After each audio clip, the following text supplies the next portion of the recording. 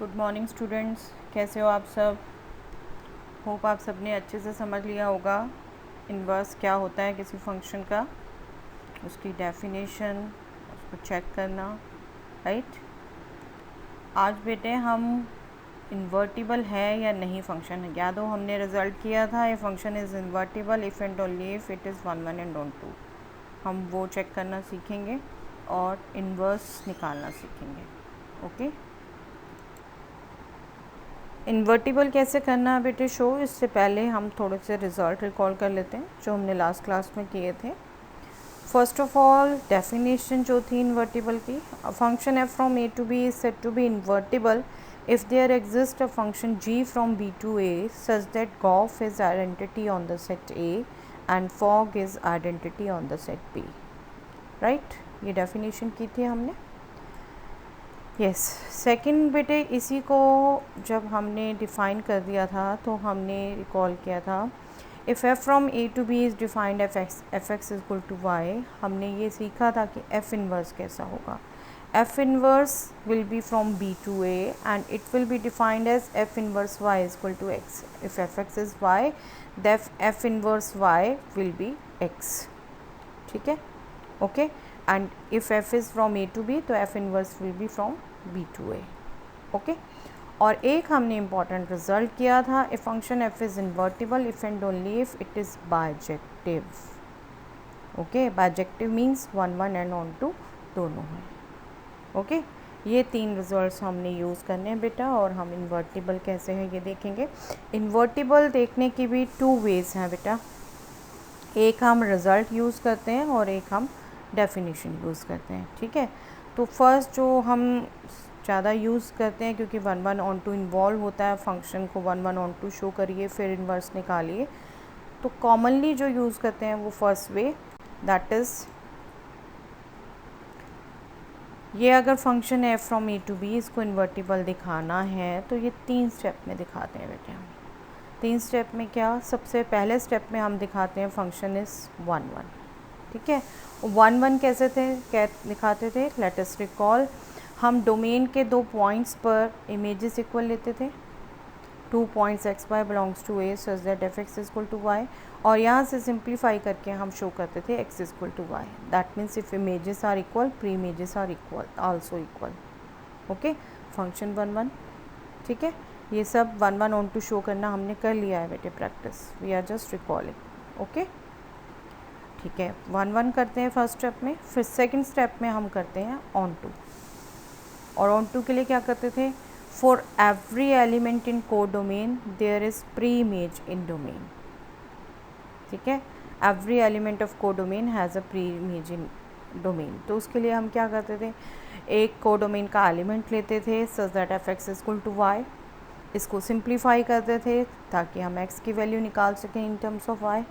मान लीजिए x की वैल्यू जी वाई आती थी तो हमारा क्या काम होता था, इस x को डोमेन में शो करना, a में शो करना। ठीक है, अगर ये डोमेन में आ जाता था तो हम जनरलाइज स्टेटमेंट लिख देते थे फॉर एवरी y। वो भी क्वेश्चन करते हैं हम, वो भी आपको रिकॉल हो जाएगी। ठीक है, सेकेंड स्टेप हमारा ऑन टू दिखाना है। Okay, third step mainly F inverse involve हो रहा है, बट मेनली उसकी डेफिनेशन रह जाती है लिखनी, क्योंकि जो एफ इनवर्स निकालना है वो हम सेकंड स्टेप में कर चुके हैं।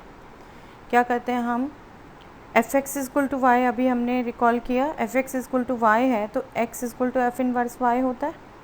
ओके, यहाँ से हमें एफ इनवर्स की डेफिनेशन मिल गई।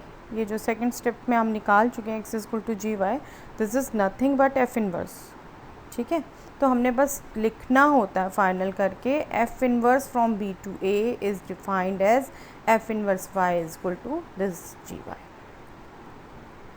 ओके, क्लियर, बस ये सिंप्लीफाई करके लिखना होता है। ओके, तो फर्स्ट वे क्या है, 1 1 दिखाना, ऑन टू दिखाना और एफ इनवर्स को लिखना।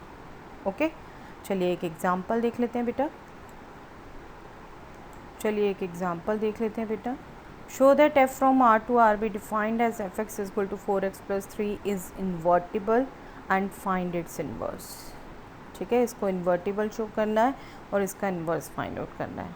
तो हमने सबसे पहले क्या करना है, यस 1 1 शो करना है।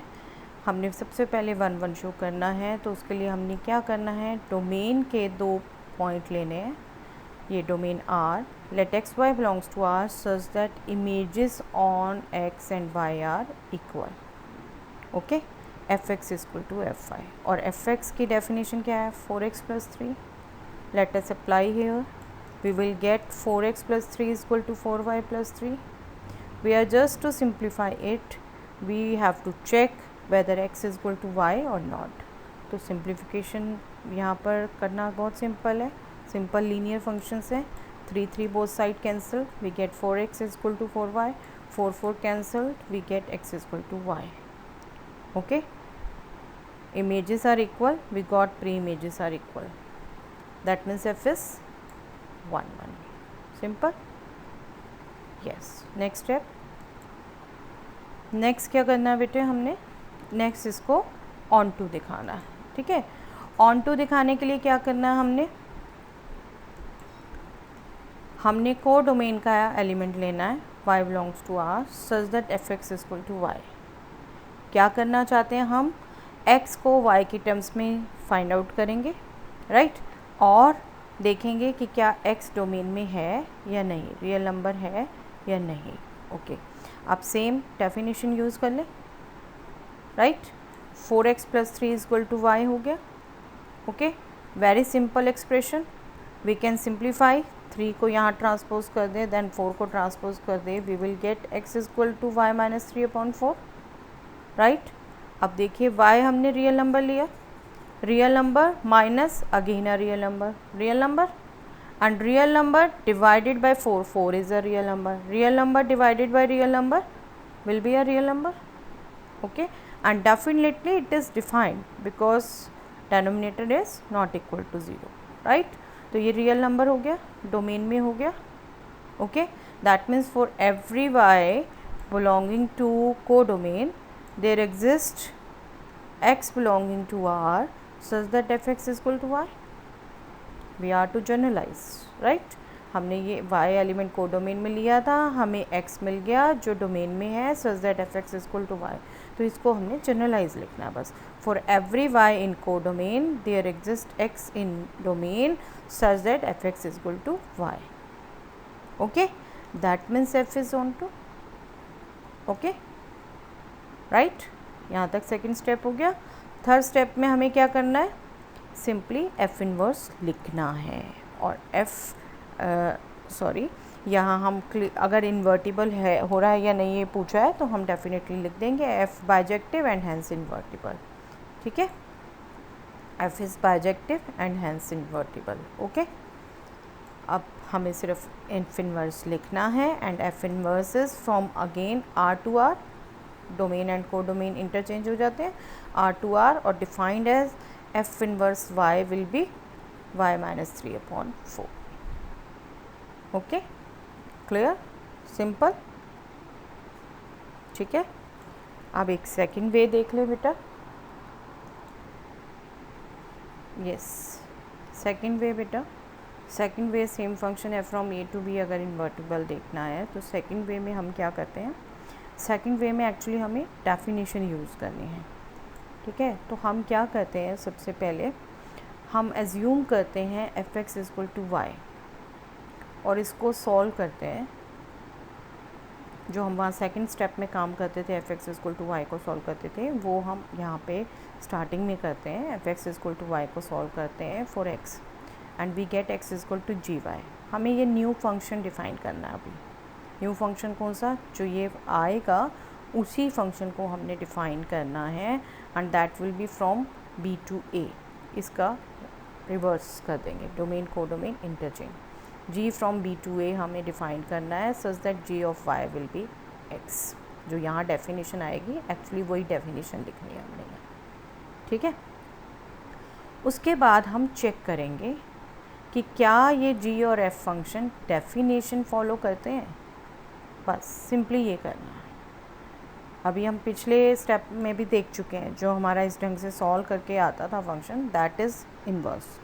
ओके, तो वो उसको हम डिफ़ाइन कर दिया न्यू सिरे से, और हमने फॉर कैलकुलेट करेंगे सेकंड स्टेप में, फॉग आइडेंटिटी आना चाहिए, that means f o g of y should be y. ठीक है, हम गॉफ फाइंड आउट करेंगे थर्ड स्टेप में, वो आइडेंटिटी आना चाहिए, that means g o f of x should be x.